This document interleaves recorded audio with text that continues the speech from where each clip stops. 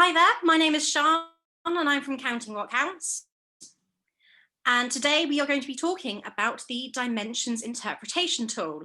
So this is a new tool that has been developed specifically with users of the Impact and Insight Toolkit in mind.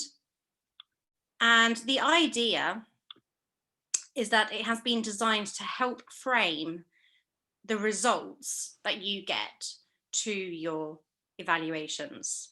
Okay, so it's an interactive tool, and what that basically means is that you are able to sort of add in bits of information and it will give you new information. Okay, so it's not static, it's something that you can you can contribute to and you can play with. It has been powered by data that has been submitted through the Impact and Insight Toolkit. So when you submit an insights report for Arts Council, then that data will go into a pot, and the data that's in that pot will then power this tool. And as I've mentioned earlier, it's been designed specifically to provide MPOs with additional context for interpreting their results. So my beautiful diagram here shows all of these evaluations by these different organizations. So we've got organization A has got 4 evaluations, B has got 3, C has got 4, D has also got 3, and each evaluation contains all of the data that they've collected. Yeah. And when they click submit, this data all goes into this pot here, okay, this delightful grey pot. And once the data has been tagged and has been pulled through to that pot, it then informs this. And this is a quick glance at the dimensions interpretation tool. We will go through it in more depth in just a couple of minutes. But yes, I thought it was important for you to see how sort of the data gets transferred, really. So it's evaluations, data gets pulled through to a pot, and the pot informs the dimensions interpretation tool. So we have here the question, why should I use the tool?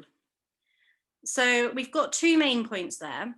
The first one is to aid your understanding of the dimension scores that you have achieved. And the second one is so that you can learn where your results sit amongst your peers. Okay, so by the first one, what do I mean by that?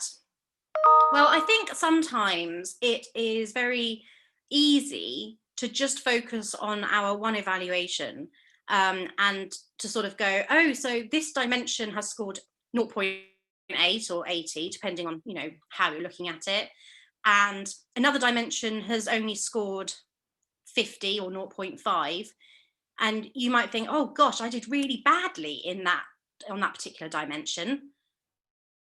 Gosh, I did much worse in that. That's a really surprising difference. And firstly, as we say all the time, good and bad isn't really a thing. It's about whether or not it speaks to your intentions for a piece of work. But also, not every dimension is generally interacted with by the survey respondents in the same way.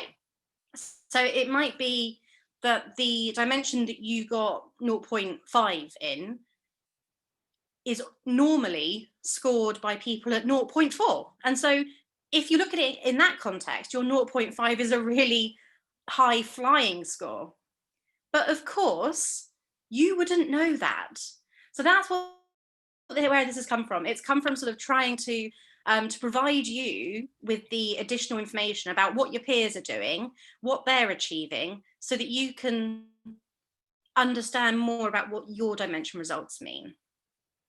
Okay, so another thing that you can do with the tool is that you can pop in certain filters. So for instance, you can look at other band 2 or 3 or 1 MPOs. You can look at different regions. You could look at the art form. You could look at whether it's touring or not. And So you can filter the data that's included within the tool so that you can see data that is most relevant to you. Okay, so that if I were a museum, I might not feel that it's relevant for me to be comparing my results with literature organizations, or whatever it is that you're wanting to use as your filter. So that is something else you're able to do with it, which is quite handy. Okay, so when you are thinking about using the dimensions interpretation tool, there are a few things that I would really encourage you to have to hand. So the first thing is to have the results of a Toolkit evaluation with you. I don't know about you, but I find it so much easier to look through something when there is something sort of tangible that I'm working with, as opposed to just looking at it in like a browsy, theoretical sort of fashion. So I would encourage you to have the results of a Toolkit evaluation with you. So whether that's one you've done, whether it's something that a peer has done and they are happy, for you to have their detailed results, wherever it's from, I would encourage you to do that. It's really important that you know the context around the evaluation you are bringing with you. And what I mean by that are things such as, what were the intentions behind that piece of work? Okay. Was there anything that might have contributed to a surprising result? So, I mean, this is one that I always use, but say it was an outdoor art installation and it was raining on the day that it was, available for viewing. And I know that's quite a silly example, but that would possibly affect the results, because people might just be feeling a little bit more grumpy because of the rain. So it's really important that you have the context around the evaluation you're bringing with you. The final point on this is that it's very important that you read the guidance document on the support materials page. I know that we have a lot of guidance available on the website, and it can feel a little bit overwhelming when you're sort of looking at these new tools or even the toolkit itself, and then you're presented with all of this stuff to read. And I completely get that it can feel a bit overwhelming, but it is really important in this instance that you read the guidance document, because the idea of that document is that it will help you not only to sort of navigate the tool itself, but it will help you to sort of understand and interpret what you're seeing. So I would really encourage you to check out the guidance document first. So now that I've given my little spiel, I say we have a quick look at this tool. Okay, so your screen should now have changed. Fabulous, I believe it has, so that is all good. So your screen now should have changed. You will see that I have taken you to the Impact and Insight Toolkit website. I imagine you're pretty familiar with it, impactandinsight.co.uk. And then if you go onto the resources tab here, you will see we've got support materials on the left-hand side, we've got case studies, reports, all of this. And we have this new section, Dimensions Interpretation Tool. So let's click on this. Take me to the tool.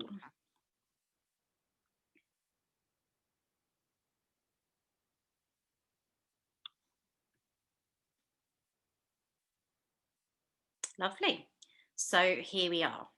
So this information here on the front page, this is an introduction, okay, to sort of explain why the tool has been developed, what it is, and also how an MPO can contribute to the richness of the data set. So something you'll realize as we go through is that there are less filtering opportunities I said earlier about filtering in accordance with art form or band or region or whatever. You will find that there are less filtering opportunities available. And the reason for this is that, of course, it is incredibly important that we continue to ensure the anonymity of the data that is being presented. And as you can imagine, the more filters that are applied, the smaller the pool, the easier it is to work out, whose data point is which organizations. And of course, that's the last thing we want to do. So the more evaluations that are submitted as insights reports, the more data that will fuel this tool. And the more data there is, the more filters we can add to make it truly relevant to you. Okay, so that's sort of the little bit of information on that. And you can see here, there is a direct link to the guidance if you haven't read it already. But as I've said, it is on the support materials page if you are able to access that. Okay, so let's have a look at the actual tool itself. Get started. Right, so this is always very interesting. I quite like this. I don't know about you, but I go, oh, this is interesting. So what you can see here, we're going to start on the left-hand side, okay, because I think that's a bit easier. We'll start on the left and work our way through. So the first thing is to select the dimension that you are wanting to look at. Now, do you remember that I said at the beginning that it is best to do this when you have an evaluation to hand? Well, in true Sian fashion, I do have one. And here's one I made earlier. A lot of you will have seen this before. Lizzie Wears Red. I've used it in for a variety of examples that I've delivered of things. So things like when I did the insights reports, I used Lizzie Wears Red to demonstrate that. So this is Lizzie Wears Red. And you will see that I'm on the analytics page. Okay, on the analytics page, I have all of the data that's been collected for my evaluation. Okay, so I can see what the score was for the members of the public, the dimension of captivation. Okay, so captivation, it says here 72, 0.72, you treat it in the same way. So I've got captivation 72. So I'm going to go back onto the tool and we have captivation, members of the public, 0.72. And this is where you can start as well as do your filters if you want. I'm not going to do it right now, but I'm just going to hit enter. And what you will see is that this picture on the right-hand side just shifted.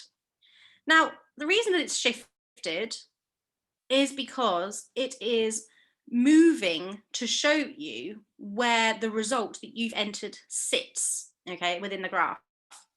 So this histogram, it's called a histogram, contains all of the results that have been submitted for captivation by members of the public, okay? And this shows the distribution of those. So we would say probably the majority of evaluations that have been submitted with captivation for the public has scored in this column. So what's that? 0.86 to 0.9. Okay, so that's the range of results where the majority of evaluations that have been submitted sits. Okay, so anything over that is above average, and anything below that is obviously below average. So you can see here that my result of 0.72 is here. Okay, so it's a bit below average. And you can see here as well, we have the percentile. Now, the percentile is something that you might have heard of if you've ever had children or you know people that have. People often talk about a baby's weight in, the 30th percentile or the 85th percentile, or whatever that means. And basically what that means is that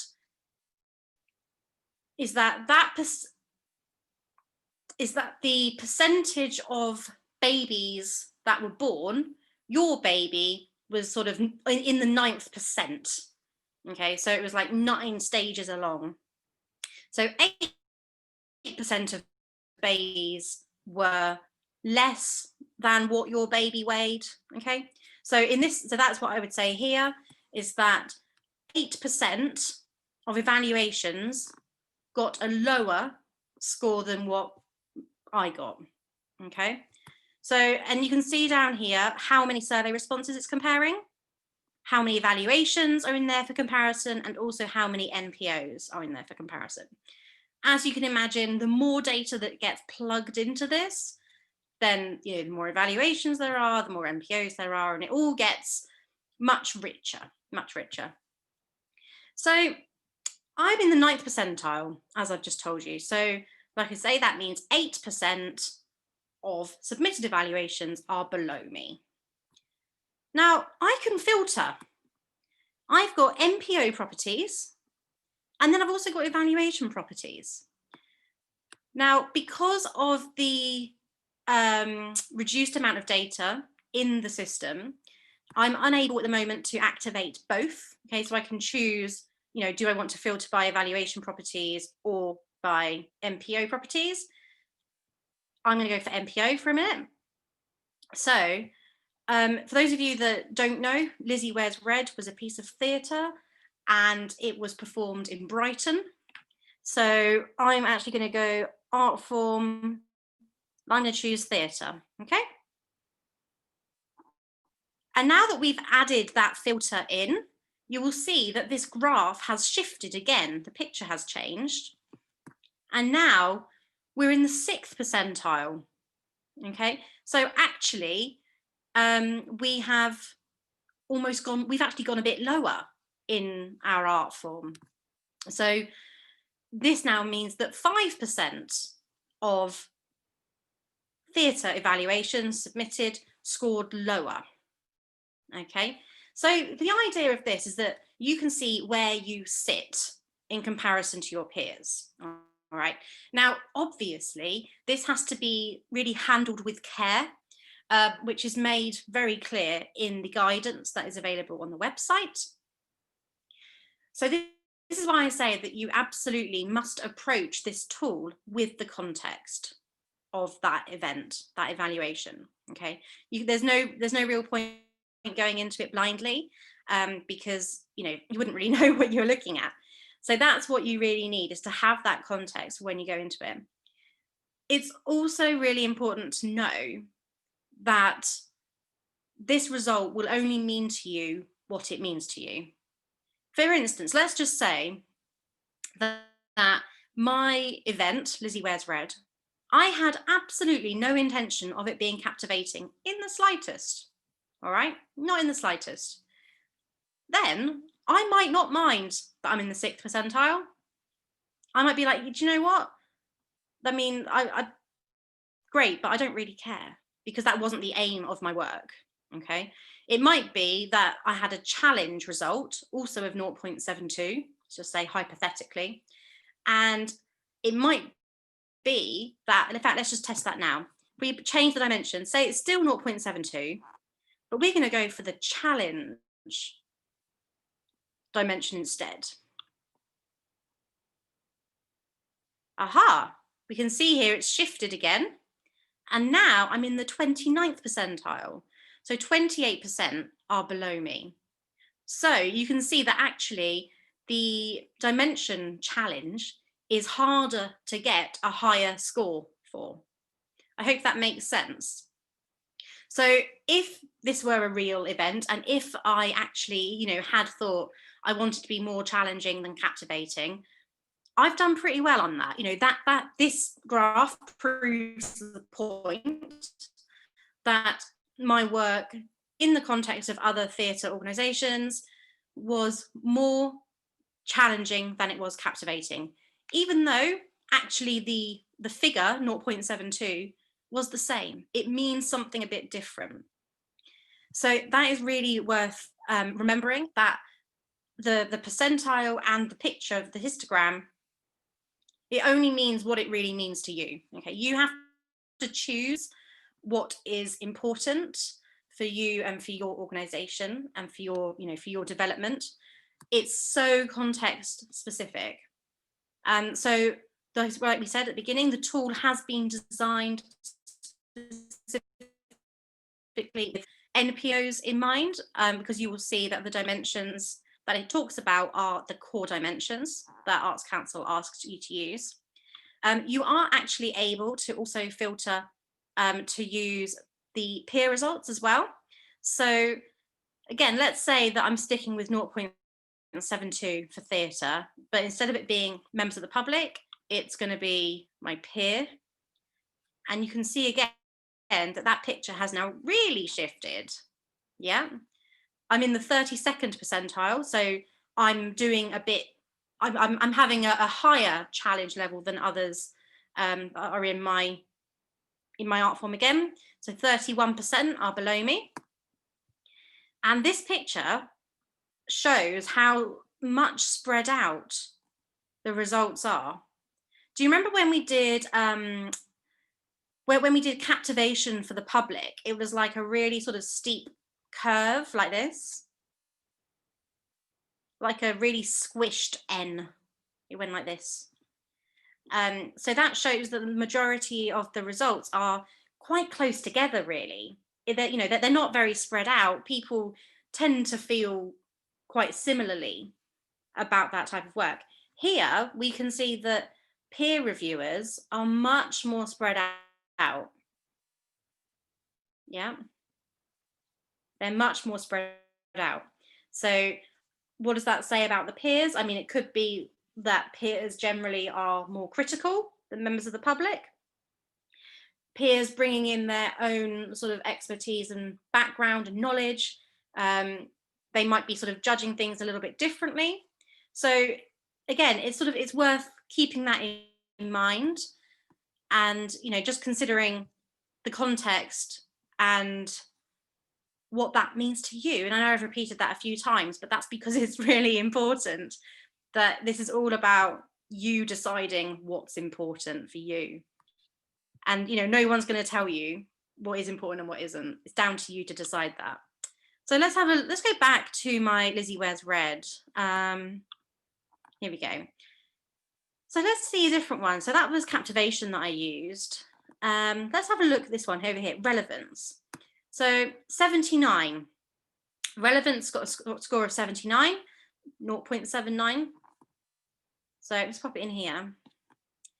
So we're going to go relevance on the drop down. And we're going to go public. And 0.79, I said, didn't I? And we're still obviously looking at a theatre art form. Relevance public 0.79. Oh, interesting. So you can now see that we're hovering in this space and we're at the 48th percentile. So our relevance score for members of the public is instead of being sort of quite below average as captivation was, we're actually now pretty much in the center. So that's sort of a way, for you to be able to look at it and to think, that you're on a par perhaps with your peers. Alternatively, I could choose to not filter by art form. See this little rubber button? You can clear the filters, and then you should be able to, to sort of reset things. I might just change it to combined arts. And then also you can see, let's just say it's combined. 0.79 for combined arts puts me above average in the 62nd percentile. So it also means that you can have a little nosy and see what other art forms are doing, just for a bit of interest, really, mix it up. And you can see here as well, I've just gone on to evaluation properties. So it could be that I'm going to look at touring works. And you can see that the picture has shifted again. So you can use these filters to capture the most useful information for your interpretation. So what you can do with this, once you've got this sort of knowledge, you can then apply it to interpreting your, the results that you've achieved through your toolkit evaluations. So for instance, it just might frame things a little bit differently for you. Once you can see that a score that you thought was high is actually not that high, or a score you thought was really low is not actually that low, it can help you to understand a bit more about what the impact of your work really is. And of course, you can pop that as text in your insights reports and your annual summary reports. Those are things that you are then able to do. So you can take this knowledge and apply it in your reports, and ultimately, of course, in potentially development within the organization further down the line. So yes, this is the Dimensions interpretation tool. Is there anything that you would like me to run through, or do you have any questions? I'm aware that this can feel potentially a little bit overwhelming because it's a little bit, crazy with all the bar charts and things. But if you have any questions, I am very happy to answer them, or I will try my best at least. Something that I do want to mention whilst you're thinking of any questions is that you see this bit down the bottom with the survey responses and the evaluations for comparison and so on and so forth. Something that the system does is, if there is a small number of evaluations or a small number of MPOs that you're being compared with, then it will flag and it will say, just to let you know, this is a really small number you're comparing with. So, take it with a pinch of salt. So for instance, I know that there are less evaluations submitted for literature MPOs than there are for theatre or dance or whatever. And so you can see here I've popped literature on as the art form, and you can see here that I've got a warning, okay, low number of evaluations for comparison. And the idea of that is just to let you know, so that you don't take it as gospel, if you like, this result. Okay, so it can still be interesting and it may still be a little bit useful, but really we want more data in the system to be able to, to really say it with confidence. So we have the question here: does the MPO include CPPs, and is it possible to compare with other CPPs rather than MPOs? Okay, so this tool has been designed for NPOs. So at the moment, you're not able to filter by CPPs, but that is something that we would really like to be able to do down the line. So again, it's one of those things where the more organizations that submit data, then the more filters we can add. So in case you don't know, there are only 12 CPPs that for whom it is mandatory to use the toolkit, as opposed to 256 NPOs. So of course, that means that there is significantly less data and it's more difficult to maintain anonymity across the CPPs. So that does make it more challenging, which means it will take a bit longer to gather enough data to be able to do that confidently. So at the moment, it isn't including, well, the data pool, if you like, is containing CPP data, but you're not able to filter by CPPs yet because there aren't enough evaluations sitting in there. I hope that makes sense. So you can see here, if I went on funding band as a filter, so if I went on band 1, again, you'll see, so I've just gone on band 1 and I've got that warning straight away, because there are only 2 evaluations for comparison. And there's no way I could add other filters to that. It wouldn't work because there are only 2 evaluations submitted for band 1 MPOs. Because In case you're not aware, it is not mandatory for Band 1 NPOs to use the system. So that's why there are so few results in there.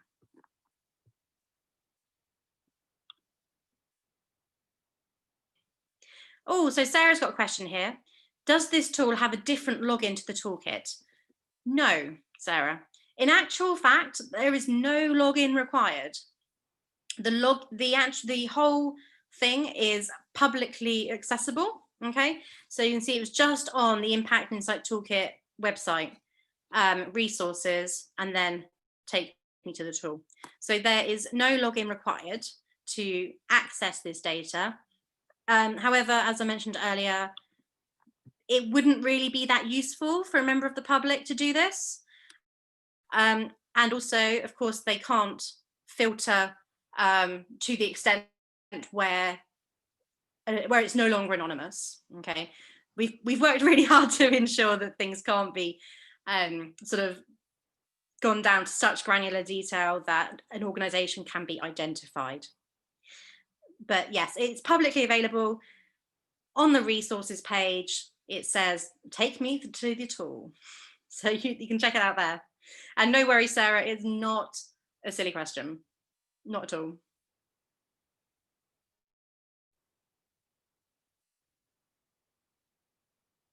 Okay, well, in that case, we'll probably wrap up. Of course, you can email me with any questions that you have. I imagine there might be something that comes to you later because, as I've said earlier, I know things like this can feel a little bit overwhelming and you might just need a bit of time to digest it. So do feel free to drop me a line later with any other questions you have, or if you need any support around using it as well. So if you have an evaluation, you say, right, what can I get from the tool to inform my interpretation? That's no problem. Just get in touch and we can help you with it. We are really keen to continue engaging with NPOs during this difficult time as much as you want us to. So we are very much here for you as and when you want us. We're not going anywhere. So yes, here we are. So feel free to get in touch and I'll support you as much as I possibly can. Right, thank you very much, everybody. And I'm sure I'll speak with you soon. Bye.